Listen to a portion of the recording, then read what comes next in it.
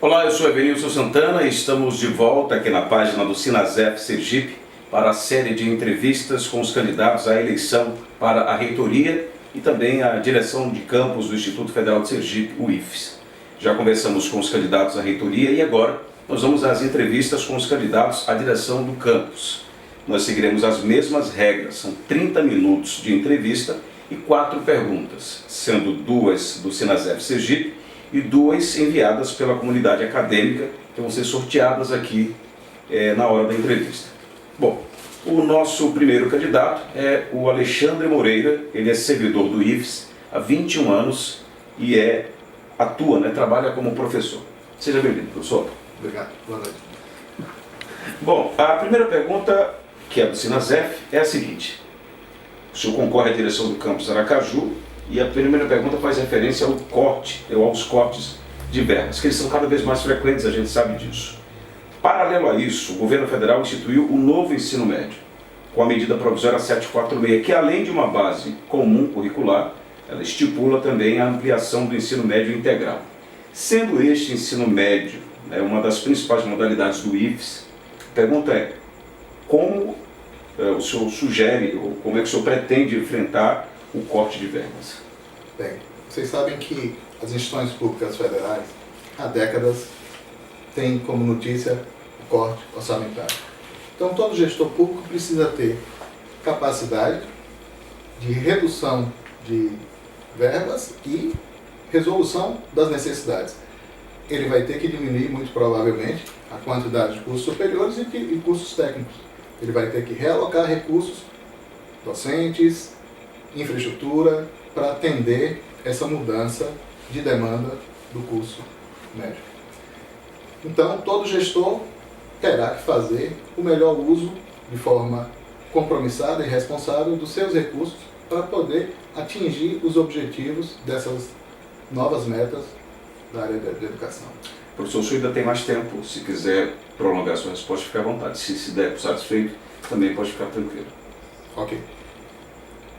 Essa é uma necessidade que não foi imposta somente à nossa rede federal. Essa é uma necessidade que vai impactar também no setor particular do ensino nacional. Claro que o nosso sistema educacional é dividido entre o público e o privado e exigirão maiores recursos e essa reformulação do ensino médio.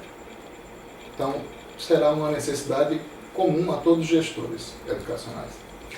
Bom, a segunda pergunta é a seguinte. A rede dos institutos federais passou por uma ampliação em todo o país.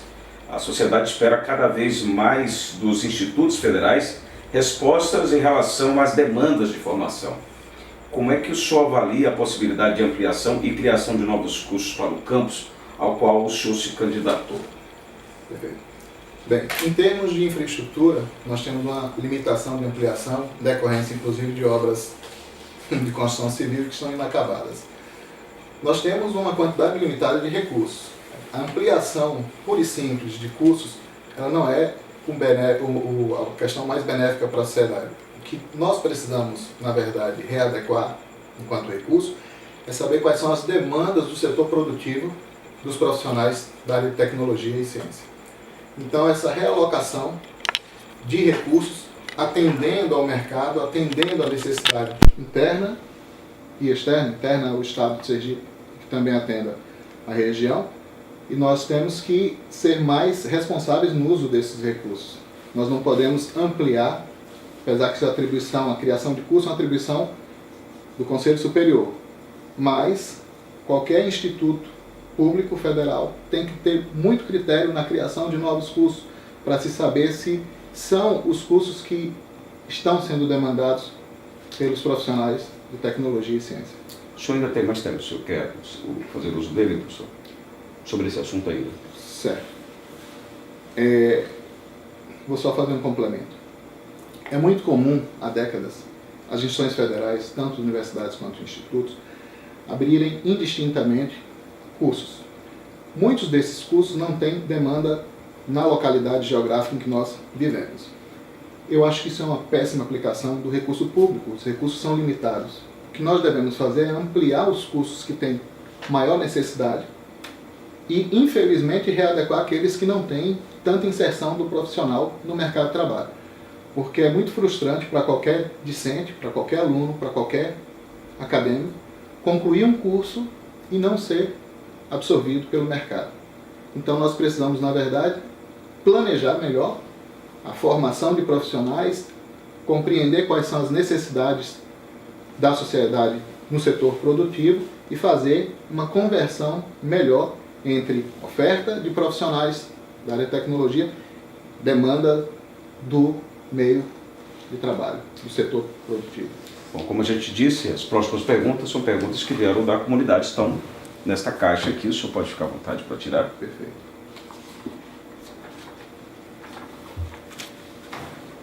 A pergunta é: como é que o senhor pretende estimular os cursos superiores e de pós-graduação ao alcançarem melhores avaliações no MEC e na CAPES?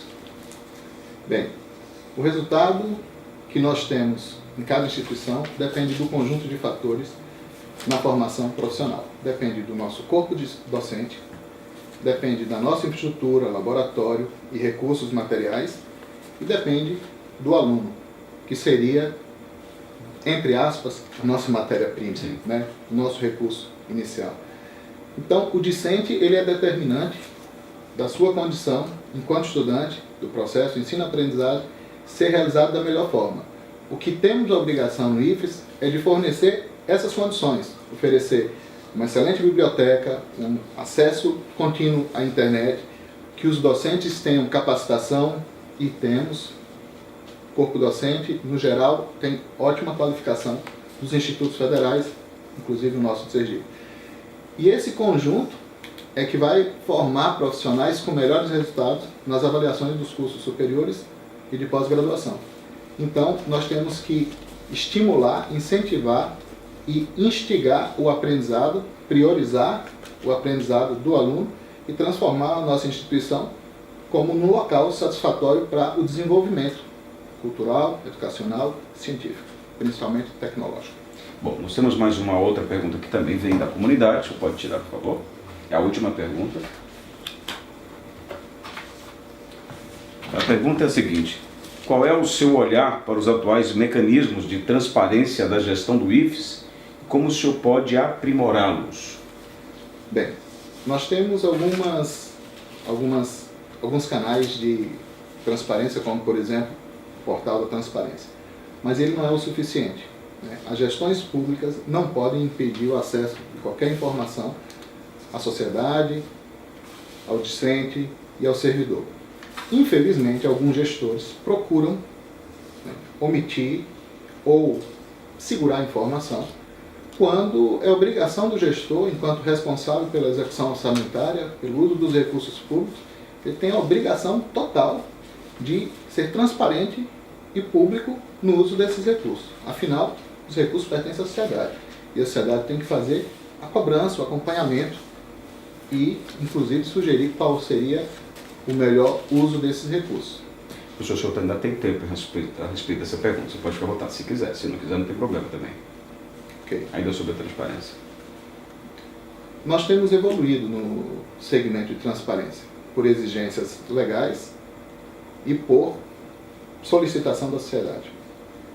Mas esses mecanismos, principalmente de execução orçamentária, tem que ficar público, aberto, o acompanhamento de todas as contas e de todo o uso de recurso público.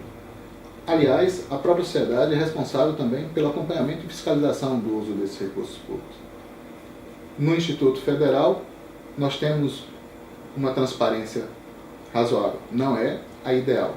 Como muitos gestores públicos não fazem publicização dessa informação no nível que a sociedade solicita. Mas hoje, com a internet, hoje com acesso à informação em portais, nós temos melhorado muito, porque hoje a informação ela flui de uma maneira muito mais célere do que antigamente, onde estavam na mídia de papel. Hoje não, hoje está no meio eletrônico, nós temos razoável acesso a essas informações, para inclusive os órgãos de controle, como o Tribunal de Contas, como a própria Justiça, acompanharem a execução. E temos também nossos órgãos de controle interno, uma auditoria para acompanhamento dessas informações, principalmente a de natureza orçamentária. Bom, e como parte final da nossa entrevista, o senhor tem 1 minuto agora para pedir efetivamente o seu voto possa fazer uso devidamente desse tempo agora, professor, por favor. Perfeito. Para solicitar à comunidade a escolha de um diretor, eu sugeriria à sociedade, aos discentes, aos docentes e ao corpo técnico administrativo, que escolha o que for melhor enquanto opção de candidato. Que não façamos da política do IFES o que acontece fora, onde a amizade, o clientelismo induz a escolha de candidato.